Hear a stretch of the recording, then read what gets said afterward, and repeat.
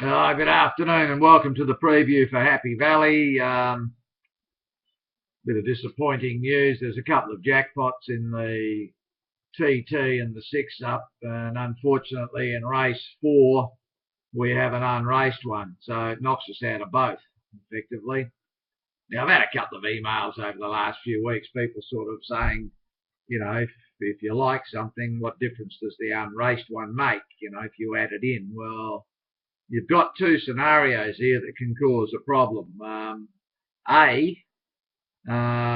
If we were going to take 8 all ways, for example, we take the top 7 and add the 8, make the 8th one the unraced one, then effectively you're leaving out the original 8th rater, and if it happens to run in the money, you've got egg on your face.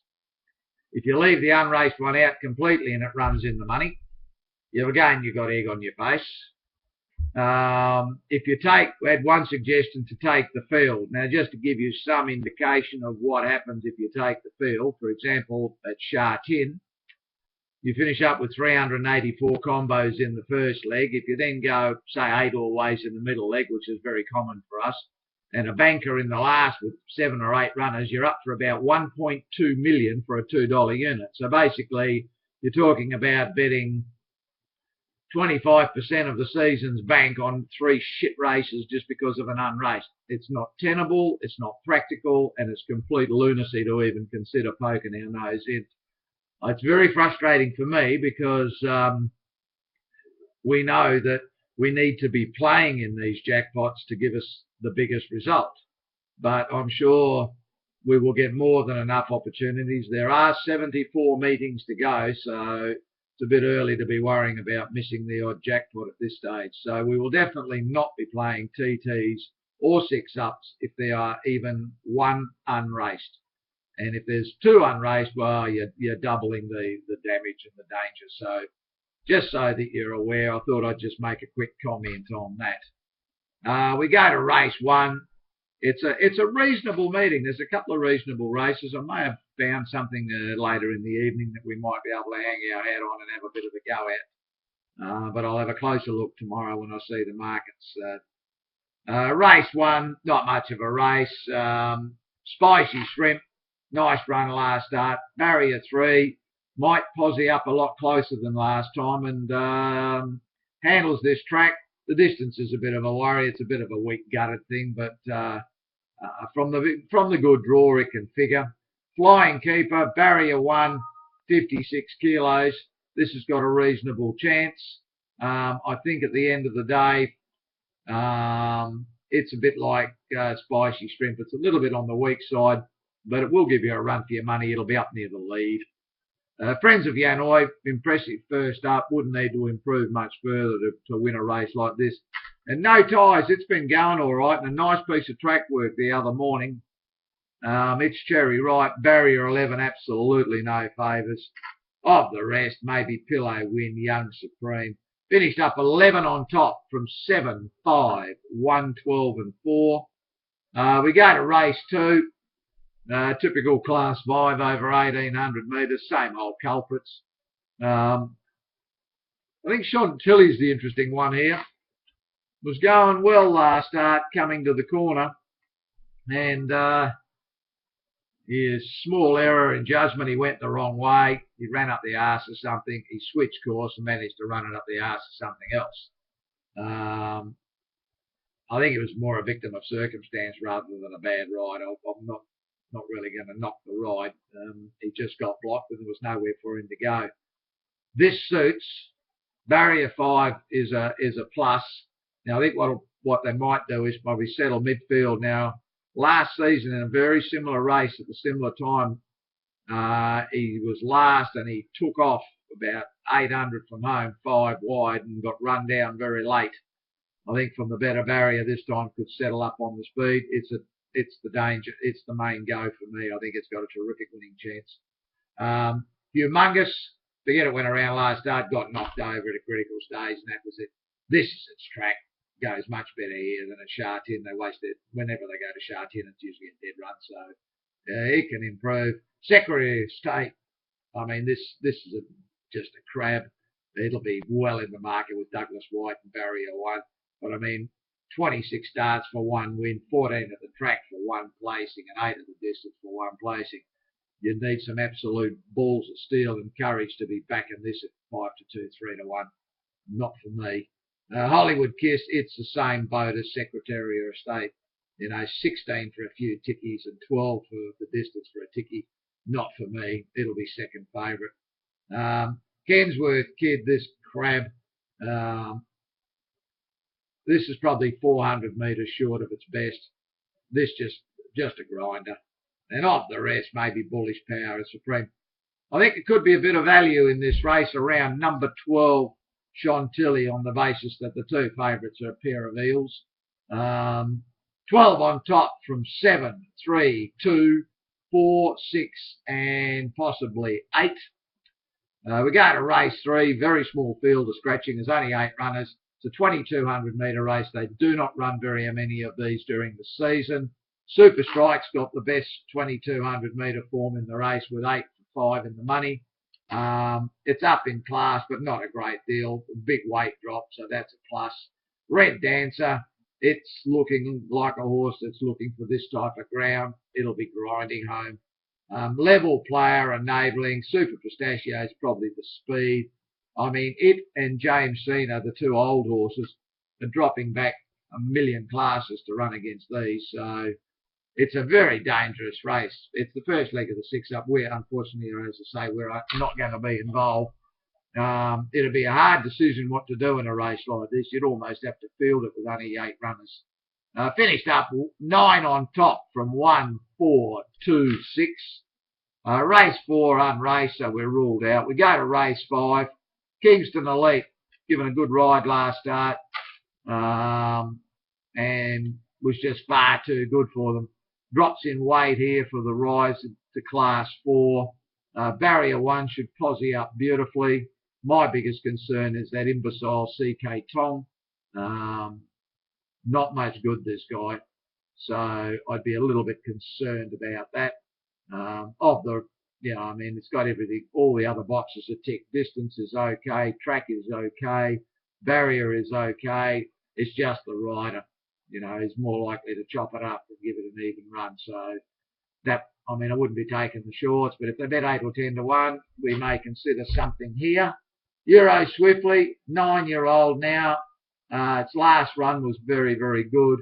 It has dropped into a very, very weak race here. You can virtually put a line through about 6 of these immediately. There's no winning hope. So you'd have to give it a good chance in this. Oyster, yeah, it's got a chance in a race like this. Hey Posh. Better Announce is an interesting one. This found a bit of trouble, and its track work's been really good, so it could be one at a bit of a price that may improve. And Blossom Daily, Master Gunner. That looks the race. Diligent 3, it's always plotting. Barrier 10's not going to help its scores. Usually runs its best races from inside draws. 12 on top from 5, 10, 3, 2, 1, and 11. Race 6, Cool Bean drops into a slightly stronger race. Goes best at this track. Forget the run at Sha Tin. Just never handle the place. This is its go here. The distance, that's the biggest concern, of course. But can't knock it too much. Only had 2 goes. With 51.5, should get a beautiful run from Barrier 1. Turbo Jewelry's probably going to have to work fairly hard to get across to the front. If you can get it to the front and the East is up in the middle stage, it's the one to beat. Great Charm, it'll be giving them a start from Barrier 11. It'll go back. Amazingly, it'll go back from Barrier 10. They'll be running on. Now, the next 2 are 2 interesting runners, Absolute Fantasy and Chancellor. Absolute Fantasy ran an even race first up, loomed as a chance at the 250, and its condition gave out. It's worked well since. I think this can improve at a price. Barrier 6 with 54.5. That's its sort of winning weight range. Chancellor. This is going to lead. Turbo Jewelry will have to work to get on the outside of it. He won't surrender the lead with this.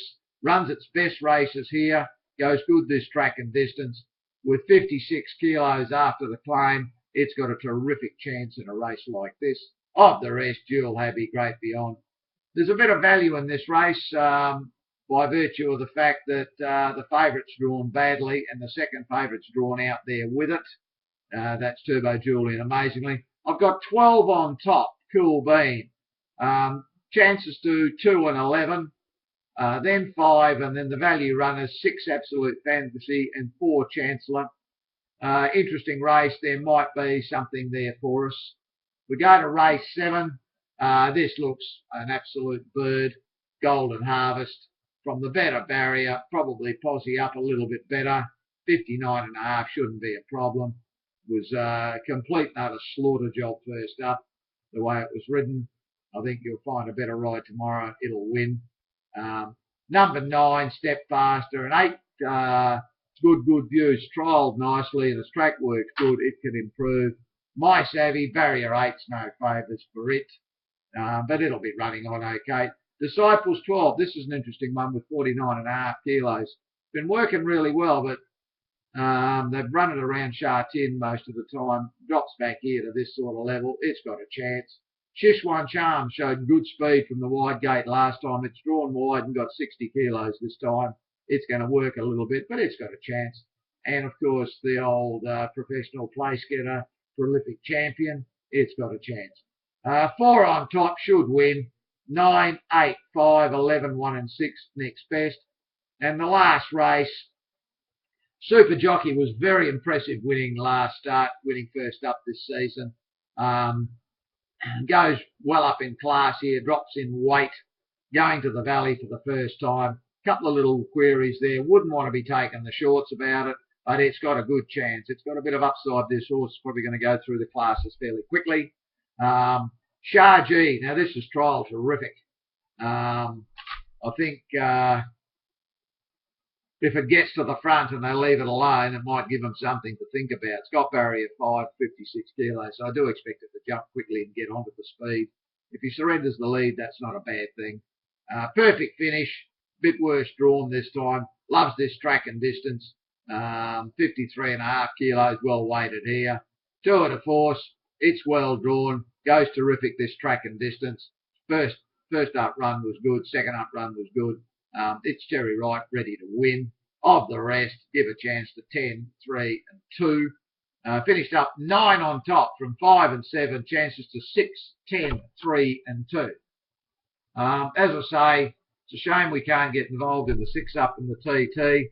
We might have something there in a small parlay, maybe a couple of QPs, and it could even be a DT. But prices will determine it.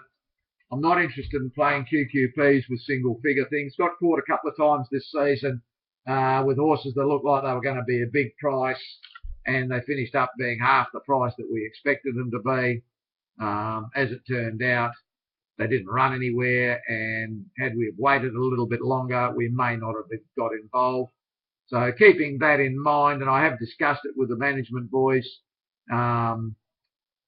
we may bet a little bit closer to the opening race of the night. Now, if we're not playing in the opening race of the night, and we're not playing till race 3, we may well wait until, 20 or 30 minutes or even half an hour before the first race we're actually considering betting in. So if you're looking early in the day, please be wary and be aware of the fact that we may not necessarily from now on put them up too early. There's been too many of ours that we've taken a QQP when they were $15 and they've jumped at 7. At 7, I'm never going to take QQPs unless I'm taking big roughies with them. I only want to take QQPs and things like that with $15 and $20 chances. That's where the value is. That's where we had the success last season and every other season. This year we've missed the QQPs because we finished up on horses at a half or a quarter of the odds we thought they were going to be, because we went in a little bit too early, which has been the pattern. We've always gone in early. We've always bet early, but this year the trend seems to have changed a bit, and there's been a few decent plonks and a bit of money come for things that we'd like. So just keep that in mind. Now, that's not to say we're going to do that every meeting. It's just an option we have. If we're betting late in the night, for example, if we're only going to bet in the last 2 races, which could be at 10 o'clock at night, West Australian time, pointless putting the bets on at 1 o'clock in the afternoon. We'll wait. Thanks for tuning in, guys, and good luck during the week.